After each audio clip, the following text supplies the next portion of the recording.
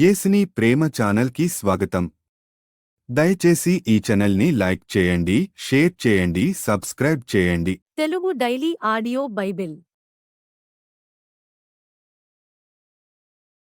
ఇర్మియా గ్రంథము 27వ అధ్యాయము. యూదారాజైన యోషియా కుమారుడగు యెహోయాకీము ఏలనారంభించినప్పుడు యెహోవా యొద్ద నుండి వాక్కు ఇర్మియాకు ప్రత్యక్షమై ఈలాగు సెలవిచ్చెను. యెహోవా నాకు ఈ ఆజ్ఞ ఇచ్చుచున్నాడు. నీవు కాడిని పలుపులను చేయించుకొని నీ మెడకు కట్టుకొనుము. వాటిని యెరూషలేమునకు యూదారాజైన సిద్కియా యొద్దకు వచ్చిన దూతల చేత ఎదోము రాజు నొద్దకును, మోయాబు రాజు నొద్దకును, అమ్మోనీయుల రాజు నొద్దకును, తూరు రాజు నొద్దకును, సీదోను రాజు నొద్దకును పంపుము. మరియు ఆ దూతలు తమ యజమానులకు తెలియజేయవలనని ఈ ఆజ్ఞ వారితో చెప్పుము. మీరు మీ యజమానులకు తెలియజేయవలనని సైన్యములకధిపతి అయిన ఇశ్రాయేలు దేవుడు సెలవిచ్చినదేమనగా, అధిక బలము చేతను చాచిన బాహువు చేతను భూమిని, భూమి మీదనున్న నరులను, జంతువులను నేనే సృజించి ఎవరికిచ్చుట న్యాయమని నాకు తోచునో వారికే ఇచ్చుచున్నాను. ఇప్పుడైతే దేశములన్నిటినీ నా దాసుడగు బబులోను రాజైన నెబుకద్రెజరు వశము చేయుచున్నాను. అతని సేవించుటకై భూజంతువులను కూడా అతని వశము చేయుచున్నాను. అతని స్వదేశమునకు కాలము వచ్చు వరకు సమస్త జనులు అతనికిని, అతని కుమారునికిని, అతని కుమారుని కుమారునికిని దాసులై యుందురు.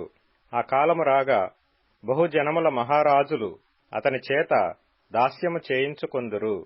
ఏ జనము, ఏ రాజ్యము బబులోను రాజైన నెబుకద్రెజరునకు దాస్యము చేయనొల్లక బబులోను రాజు యొక్క కాడిని తన మెడ మీద పెట్టుకొనదో, దానిని నేను అతని చేత బొత్తిగా నాశనము చేయించు వరకు ఆ జనమును ఖడ్గము చేతను, క్షామము చేతను, తెగులు చేతను శిక్షించెదను.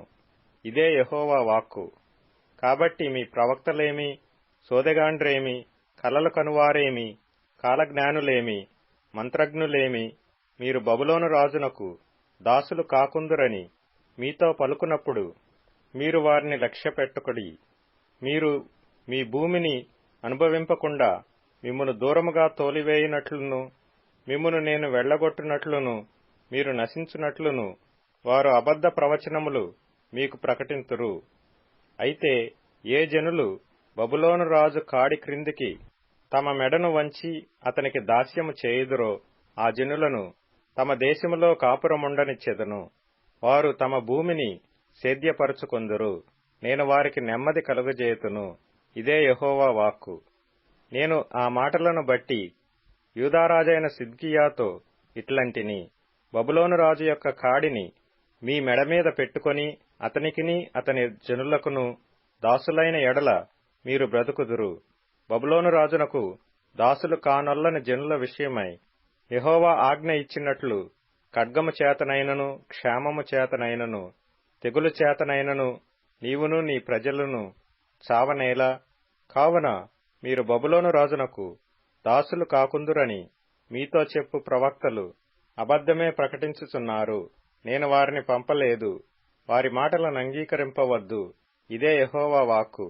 నేను మిమ్మును తోలివేయునట్లును, మీరును మీతో ప్రవచించు మీ ప్రవక్తలను నశించునట్లును వారు నా నామమును బట్టి అబద్ధముగా ప్రవచించుచున్నారు. మరియు యాజకులతోనూ ఈ ప్రజలందరితోనూ నేను ఈ మాటలు చెప్పితిని. యెహోవా సెలవిచ్చినదేమనగా, యెహోవా మందిరపు ఉపకరణములు ఇప్పుడే శీఘ్రముగా బబులోను నుండి మరలా తేబడునని ప్రవచింపు మీ ప్రవక్తలు మీతో అబద్ధములు చెప్పుచున్నారు. వారి మాటలకు చెవి యొగ్గకుడి, వారి మాట వినకుడి. బబులోను రాజునకు దాసులైన ఎడల మీరు బ్రతుకుదురు. ఈ పట్టణము పాడైపోనేలా వారు ప్రవక్తలైన ఎడల యెహోవా వాక్కు వారికి తోడైయుండిన ఎడల యెహోవా మందిరములోను, యూదారాజు మందిరములోను, యెరూషలేములోను శేషించియుండు ఉపకరణములు బబులోనునకు కొనిపోబడకుండునట్లు వారు సైన్యములకధిపతియగు యెహోవాను బతిమాలుకొనుట మేలు. బబులోను రాజైన నెబుకద్రెజరు యెరూషలేములో నుండి యెహోయాకీము కుమారుడైన యెకొన్యాను యూదా యెరూషలేముల ప్రధానులనందరినీ బబులోనునకు చెరగా తీసుకొని పోయినప్పుడు అతడు విడిచిపెట్టిన స్తంభములను గూర్చియు సముద్రమును గూర్చియు గడమంచెలను గూర్చియు ఈ పట్టణములో మిగిలిన ఉపకరణములను గూర్చియు సైన్యములకు అధిపతియగు యెహోవా ఈలాగు సెలవిచ్చుచున్నాడు. యెహోవా మందిరములోను యూదారాజు నగరులోను యెరూషలేములో శేషించిన ఉపకరణములను గూర్చి ఇశ్రాయేలు దేవుడును సైన్యములకు అధిపతియునైన యెహోవా ఈలాగుననే సెలవిచ్చుచున్నాడు. అవి బబులోనునకు తేబడును. నేను ఆ ఉపకరణములను దర్శించి తెప్పించి ఈ స్థలములో వాటిని మరలా నుంచు కాలము వరకు అవి అక్కడ నుండవలెను. ఇదే యెహోవా వాక్కు. ఇర్మియా గ్రంథము 28వ అధ్యాయము. యూదారాజైన సిద్కియా ఏలుబడి ఆరంభమున 4వ సంవత్సరము 5వ నెలలో గిబియోను వాడును ప్రవక్తయును అజ్జూరు కుమారుడునైన హనన్యా యాజకుల ఎదుటను ప్రజలందరి ఎదుటను యెహోవా మందిరములో నాతో ఈలాగనెను.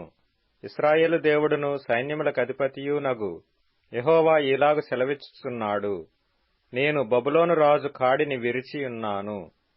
2 సంవత్సరములలోగా బబులోను రాజైన నెబుకద్రెజరు ఈ స్థలములో నుండి బబులోనునకు తీసుకొని పోయిన యెహోవా మందిరపు ఉపకరణములన్నిటినీ ఇచ్చటికి మరలా తెప్పించెదను. బబులోను రాజు కాడిని విరుగగొట్టి యెహోయాకీము కుమారుడును యూదారాజునైన యెకొన్యాను బబులోనునకు చెరగొనిపోయిన యూదులనందరినీ ఈ స్థలమునకు తిరిగి రప్పించెదను. ఇదే యెహోవా వాక్కు. అప్పుడు ప్రవక్త అయిన ఇర్మియా యాజకుల ఎదుటను యెహోవా మందిరములో నిలుచుచున్న ప్రజలందరి ఎదుటను ప్రవక్త అయిన హనన్యాతో ఇట్లనెను. అలాగున జరుగునుగాక, యెహోవా అలాగుననే చేయునుగాక. యెహోవా మందిరపు ఉపకరణములన్నిటినీ చెరగొనిపోబడిన వారినందరినీ యెహోవా బబులోనులో నుండి ఈ స్థలమునకు తెప్పించి నీవు ప్రకటించిన మాటలను నెరవేర్చునుగాక. అయినను నేను నీ చెవులలోనూ ఈ ప్రజలందరి చెవులలోనూ చెప్పుచున్న మాటను చిత్తగించి వినుము. నాకును నీకును ముందుగానున్న ప్రవక్తలు అనేక దేశములకు మహారాజ్యములకు విరోధముగా యుద్ధములు జరుగుననియు కీడు సంభవించుననియు తెగులు కలుగుననియు పూర్వకాలమందు ప్రకటించుచూ వచ్చిరి. అయితే క్షేమము కలుగునని ప్రకటించు ప్రవక్తయున్నాడే. అతని మాట నెరవేరిన ఎడల యెహోవా నిజముగా అతని పంపినని ఒప్పుకొనదగునని ప్రవక్త అయిన ఇర్మియా చెప్పగా, ప్రవక్త అయిన హనన్యా ప్రవక్త అయిన ఇర్మియా మెడ మీద నుండి ఆ కాడిని తీసి దాని విరిచి ప్రజలందరి ఎదుట ఇట్లనెను. యెహోవా ఇలాగు సెలవిచ్చుచున్నాడు. 2 సంవత్సరములలోగా నేను బబులోను రాజైన నెబుకద్రెజరు కాడిని సర్వజనముల మెడ మీద నుండి తొలగించి దాని విరిచివేసెదను.